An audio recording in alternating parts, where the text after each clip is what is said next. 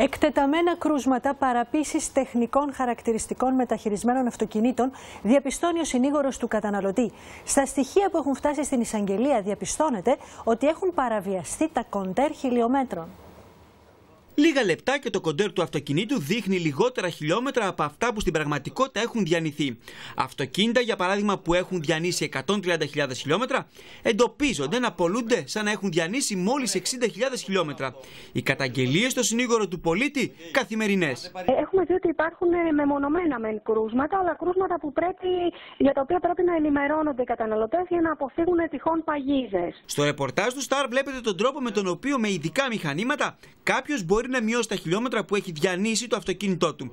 Έτσι μπορεί μετά με άνεση να το πουλήσει σε καλύτερη τιμή. Η διαδικασία είναι το βάζω στο μηχάνημα, βάζω 100, θέλω να το κάνω 80.000. Πατάω 80 εδώ, οκ, εδώ, τάκ, και το 100 γίνεται 80. Από ό,τι είδατε, η συγκεκριμένη διαδικασία της αλλαγής των χιλιόμετρων σε ένα κοντέρ είναι μια ιδιαίτερα εύκολη υπόθεση. Ο συγκεκριμένος άνθρωπος για να το κάνει παίρνει μια υπεύθυνη δήλωση που λέει ότι το προηγούμενο κοντέρ είχε ακριβώς τα χιλιόμετρα με το νέο.